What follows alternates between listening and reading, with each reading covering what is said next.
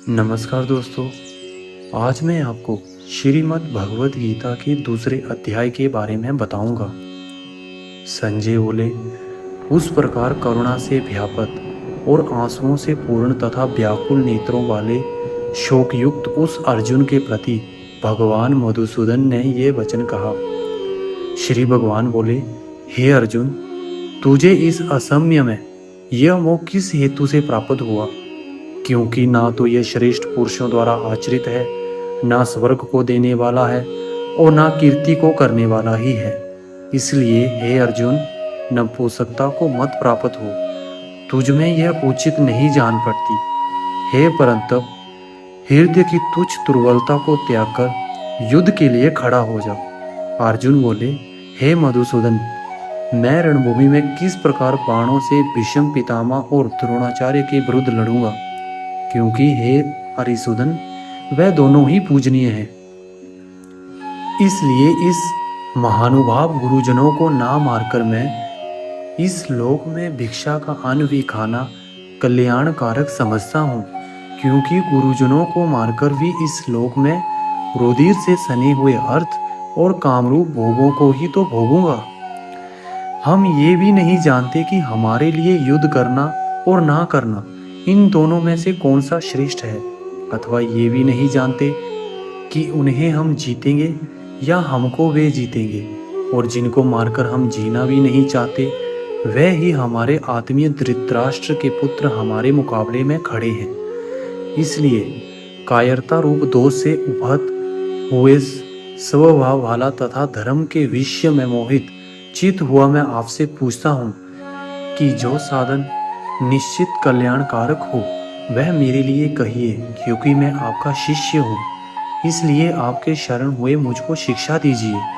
क्योंकि भूमि में निष्कंटक धन धान्य संपन्न राज्य को और देवताओं के स्वामी बने को प्राप्त होकर भी मैं उस उपाय को नहीं देखता हूँ जो मेरी इंद्रियों को सुखाने वाले शोक को दूर कर सके। संजय बोले, हे राजन, निद्रा को जीतने वाले अर्जुन अंतर्यामी श्री कृष्ण महाराज के प्रति इस प्रकार कहकर फिर श्री गोविंद भगवान से युद्ध नहीं करूंगा, यह स्पष्ट कहकर चुप हो गए। हे भरतवंशी धृतराष्ट्र, अंतर्यामी श्री कृष्ण महाराज ने दोनों सेनाओं के बीच में शोक करते हुए उस अर्जुन को हंसते हुए यह वचन बोले।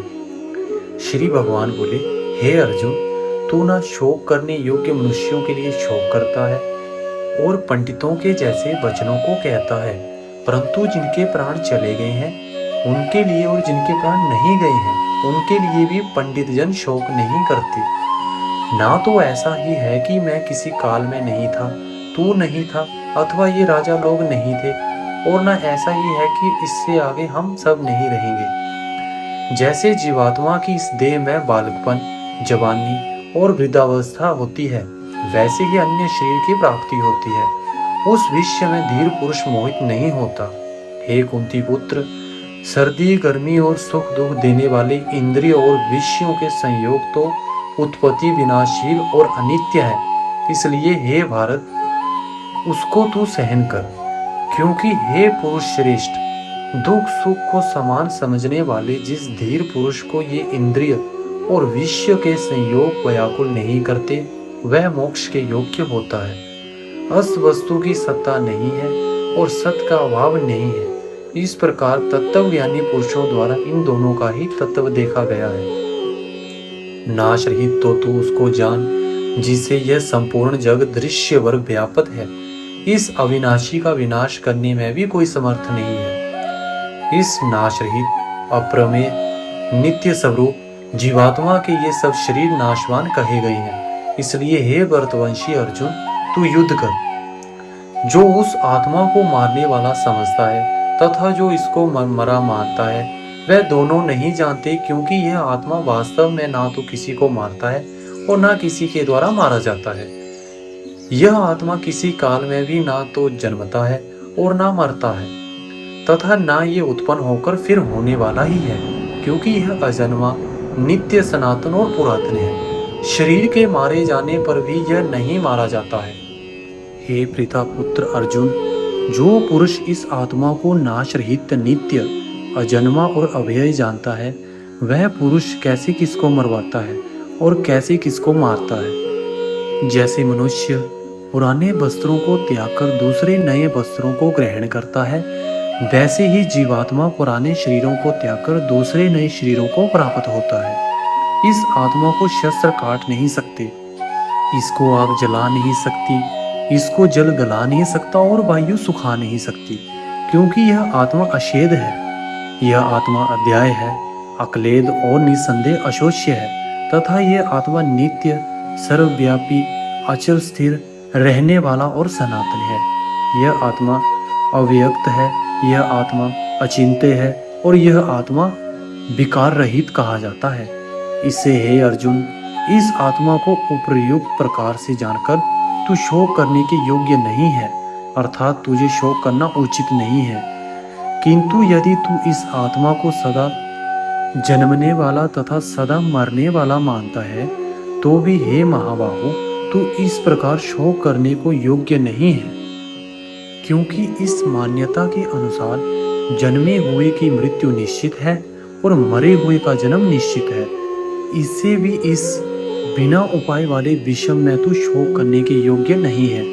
हे अर्जुन, संपूर्ण प्राणी जन्म से पहले अप्रकट थे और मरने के बाद भी अप्रकट हो जाने वाले हैं, केवल बीच में ही प्रकट हैं। फिर ऐसी स्थिति में क्या शोक करना है? कोई एक महापुरुष ही इस आत्मा को आश्चर्य की भांति देखता है और वैसे ही दूसरा कोई महापुरुष ही इसके तत्व का आश्चर्य की भांति वर्णन करता है, तथा दूसरा कोई अधिकारी पुरुष ही इसे आश्चर्य की भांति सुनता है और कोई कोई तो सुनकर भी इसको नहीं जानता। हे अर्जुन, यह आत्मा सबके शरीरों में सदा ही अवध्य है। इस कारण संपूर्ण प्राणियों के लिए तू शोक करने के योग्य नहीं है, तथा अपने धर्म को देखकर भी तू भय करने के योग्य नहीं है, अर्थात तुझे भय नहीं करना चाहिए, क्योंकि क्षत्रिय के लिए धर्म युक्त युद्ध से बढ़कर दूसरा कोई कल्याणकारी कर्तव्य नहीं है। हे पार्थ, अपने आप प्राप्त हुए और खुले हुए स्वर्ग के द्वार रूप इस प्रकार के युद्ध को भाग्यवान क्षत्रिय लोग ही पाते हैं। किंतु यदि तू इस धर्म युक्त युद्ध को नहीं करेगा, तो सब धर्म और कीर्ति को खोकर पाप को प्राप्त होगा, तथा सब लोग तेरी बहुत काल तक रहने वाली अपकृति भी गठन करेंगे। और माननीय पुरुष के लिए अपकृति मरण से भी बढ़कर है, और जिनकी दृष्टि में तू पहले बहुत सम्मानित होकर अब लघुता को प्राप्त होगा, वे महारथी लोग तुझे भय के कारण युद्ध में हटा हुआ मानेंगे। तेरे बैरी लोग तेरे सामर्थ्य की निंदा करते हुए तुझे बहुत से ना कहने योग्य वचन भी कहेंगे। उससे अधिक दुख और क्या होगा? या तो तू युद्ध में मारा जाकर स्वर्ग को प्राप्त होगा, अथवा संग्राम में जीतकर पृथ्वी का राज्य भोगेगा। इस कारण हे अर्जुन, तू युद्ध के लिए निश्चय करके खड़ा हो जा। जय पराजय, लाभ हानि और सुख दुख को समान समझकर उसके बाद युद्ध के लिए तैयार हो जा। इस प्रकार युद्ध करने से तू पाप को नहीं प्राप्त होगा। हे पार्थ, यह बुद्धि तेरे लिए ज्ञान योग के विषय में कही गई, और अब तू इसको कर्म योग के विषय में सुन। जिस बुद्धि से युक्त हुआ तू कर्मों के बंधन को भली भांति त्याग देगा, अर्थात सर्वथा नष्ट कर डालेगा। इस कर्म योग में आरंभ का अर्थात बीज का नाश नहीं है और उल्टा फल रूप दोष भी नहीं है, बल्कि इस कर्मयोग रूप धर्म का थोड़ा सा भी साधन जन्म मृत्यु रूप महान भय से रक्षा कर लेता है। हे अर्जुन, इस कर्मयोग में निश्चयात्मिका बुद्धि एक ही होती है, किंतु अस्थिर विचार वाले विवेकहीन सकाम मनुष्य की बुद्धियां निश्चय ही बहुत भेदों वाली और अनंत होती हैं। हे अर्जुन, जो भोगों में तन्मय हो रहे हैं, जो कर्मफल के प्रशंसक वेद वाक्यों में ही प्रीति रखते हैं, जिनकी बुद्धि में स्वर्ग ही परम प्राप्य वस्तु है और जो स्वर्ग से बढ़कर दूसरी कोई वस्तु ही नहीं है, ऐसा कहने वाले हैं, वह अविवेकी जन इस प्रकार की जिस पुष्पित अर्थात दिखायु शोभा युक्त वाणी को कहा करते हैं, जो कि जन्म रूप कर्मफल देने वाली और भोग तथा ऐश्वर्य की प्राप्ति के लिए नाना प्रकार की बहुत सी क्रियाओं का वर्णन करने वाली है, उस वाणी द्वारा जिनका चित्त हर लिया गया है, जो भोग और ऐश्वर्य में अत्यंत आसक्त हैं, उन पुरुषों की परमात्मा में निश्चयात्मिका बुद्धि नहीं होती। हे अर्जुन, वेद उपर्युक्त प्रकार से तीनों गुणों के कार्य रूप समस्त भोगों और उनके साधनों का प्रतिपादन करने वाले हैं। इसलिए तू उन भोगों और उनके साधनों में आसक्तिहीन, हर्ष शोकादि द्वंद्वों से रहित, नित्य वस्तु परमात्मा में स्थित, योग क्षेम को ना चाहने वाला और स्वाधीन अंतःकरण वाला हो। सब ओर से परिपूर्ण जलाशय के प्राप्त हो जाने पर छोटे जलाशय में मनुष्य का जितना प्रयोजन रहता है, ब्रह्मा को तत्व से जानने वाले ब्राह्मण का समस्त वेदों में उतना ही प्रयोजन रह जाता है। तेरा कर्म करने में ही अधिकार है, उनके फलों में कभी नहीं।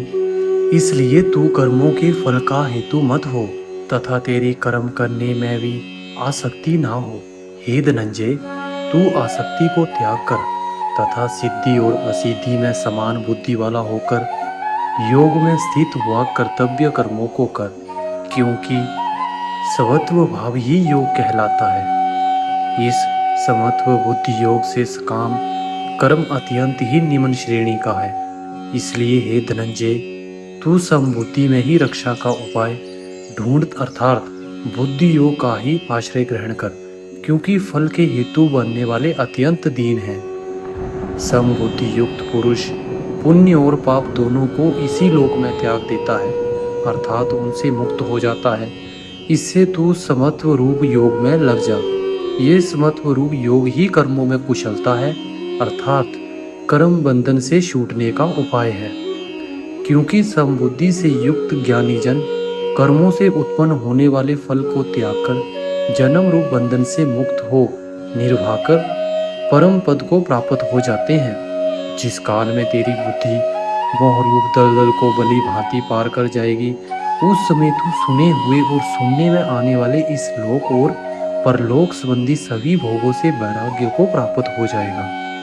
भांति भांति के वचनों को सुनने से विचलित हुई तेरी बुद्धि जब परमात्मा में अचल और स्थिर ठहर जाएगी, तब तू योग को प्राप्त हो जाएगा, अर्थात तेरा परमात्मा से नित्य संयोग हो जाएगा। अर्जुन बोले, हे केशव, समाधि में स्थित परमात्मा को प्राप्त हुए स्थिर बुद्धि पुरुष का क्या लक्षण है? यह स्थिर बुद्धि पुरुष कैसे बोलता है, कैसे बैठता है और कैसे चलता है? श्री भगवान बोले, हे अर्जुन, जिस काल में यह पुरुष मन में स्थित संपूर्ण कामनाओं को भली भांति त्याग देता है और आत्मा से आत्मा में ही संतुष्ट रहता है, उस काल में वह स्थित प्रज्ञ कहा जाता है। दुखों की प्राप्ति होने पर जिसके मन पर उद्वेग नहीं होता, सुखों की प्राप्ति में जो सर्वथा निष्क्रिय है तथा जिसके राग, भय और क्रोध नष्ट हो गए हैं, ऐसा मुनि स्थिर बुद्धि कहा जाता है। जो पुरुष सर्वत्र स्नेह रहित हुआ उस शुभ या अशुभ वस्तु को प्राप्त होकर ना प्रसन्न होता है और ना द्वेष करता है, उसकी बुद्धि स्थिर है। और जैसे कछुआ सब ओर से अपने अंगों को समेट लेता है, वैसे ही जब ये पुरुष इंद्रियों के विषयों से इंद्रियों के सब प्रकार से हटा लेता है, तब उसकी बुद्धि स्थिर है। इंद्रियों के द्वारा विषयों को ग्रहण ना करने वाले पुरुष के भी केवल विषय तो निवृत्त हो जाते हैं, परंतु उनमें रहने वाली आसक्ति निवृत्त नहीं होती। इस स्थित प्रज्ञ पुरुष को तो आसक्ति भी परमात्मा का साक्षात्कार करके निवृत्त हो जाती है। हे अर्जुन, आसक्ति का नाश ना होने के कारण यह प्रमथन स्वभाव वाली इंद्रियां यत्न करते हुए बुद्धिमान पुरुष के मन को भी बलात्कार लेती हैं। इसलिए साधक को चाहिए कि वह उन संपूर्ण इंद्रियों को वश में करके समाहित हुआ मेरे परायण होकर ध्यान में बैठे, क्योंकि जिस पुरुष की इंद्रियां वश में होती हैं, उसी की बुद्धि स्थिर हो जाती है। विषयों का चिंतन करने वाले पुरुष की उन विषयों में आसक्ति हो जाती है। आसक्ति से उन विषयों की कामना उत्पन्न होती है और कामना में विघ्न पड़ने से क्रोध उत्पन्न होता है। क्रोध से अत्यंत मूढ़ भाव उत्पन्न हो जाता है। मूढ़ भाव से स्मृति में भ्रम हो जाता है। स्मृति में भ्रम हो जाने से बुद्धि अर्थात ज्ञान शक्ति का नाश हो जाता है। और बुद्धि का नाश हो जाने से यह पुरुष अपनी स्थिति से गिर जाता है। परंतु अपने अधीन किए हुए अंतःकरण वाला साधक अपने वश में की हुई राग द्वेष से रहित इंद्रियों द्वारा विषयों में विचरण करता हुआ अंतःकरण की प्रसन्नता को प्राप्त होता है। अंतःकरण की प्रसन्नता होने पर इसके संपूर्ण दुखों का अभाव हो जाता है और उस प्रसन्न चित्त वाले कर्मयोगी की बुद्धि शीघ्र ही सब ओर से हटकर परमात्मा में ही भलीभांति स्थिर हो जाती है। ना जीते हुए मन और इंद्रियों वाले पुरुष में निश्चयात्मिका बुद्धि नहीं होती और उस अयुक्त मनुष्य के अंतःकरण में भावना भी नहीं होती तथा भावनाहीन मनुष्य को शांति नहीं मिलती और शांति रहित मनुष्य को सुख कैसे मिल सकता है? क्योंकि जैसे जल में चलने वाली नाव को वायु भर लेती है, वैसे ही विश्व में विचरित हुई इंद्रियों में से मन जिस इंद्रिय के साथ रहता है वह एक ही इंद्रिय इस अयुक्त पुरुष की बुद्धि को हर लेती है। इसलिए हे महाबाहो, जिस पुरुष की इंद्रियों के विषयों से सब प्रकार निग्रह की हुई हैं, उसी की बुद्धि स्थिर है। संपूर्ण प्राणियों के लिए जो रात्रि के समान है, उस नित्य ज्ञान स्वरूप परमानंद की प्राप्ति में स्थित प्रज्ञ योगी जागता है और जिस नाशवान सांसारिक सुख की प्राप्ति में सब प्राणी जागते हैं, परमात्मा के तत्व को जानने वाले मुनि के लिए वह रात्रि के समान है। जैसे नाना नदियों के जल सब ओर से परिपूर्ण अचल प्रतिष्ठा वाले समुद्र में उसको विचलित ना करते हुए ही समा जाते हैं, वैसे ही सब भोग जिस स्थित प्रज्ञ पुरुष में किसी प्रकार का विकार उत्पन्न किए बिना ही समा जाते हैं, वही पुरुष परम शांति को प्राप्त होता है, भोगों को चाहने वाला नहीं। जो पुरुष संपूर्ण कामनाओं को त्याग कर ममता रहित, अहंकार रहित और सप्रिया रहित हुआ विचरता है, वही शांति को प्राप्त होता है, अर्थात वह शांति को प्राप्त है। हे अर्जुन, यह ब्रह्मा को प्राप्त हुए पुरुष की स्थिति है।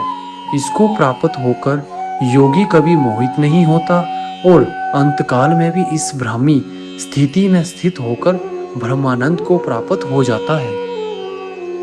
इस प्रकार उपनिषद, ब्रह्मा विद्या तथा योग शास्त्र रूप श्रीमद् भगवत गीता के श्री कृष्ण अर्जुन संवाद में सांख्य योग नामक द्वितीय अध्याय संपूर्ण हुआ। अगर दोस्तों आपने हमारे चैनल को सब्सक्राइब नहीं किया है तो प्लीज़ चैनल को लाइक, फॉलो और सब्सक्राइब जरूर करें। धन्यवाद।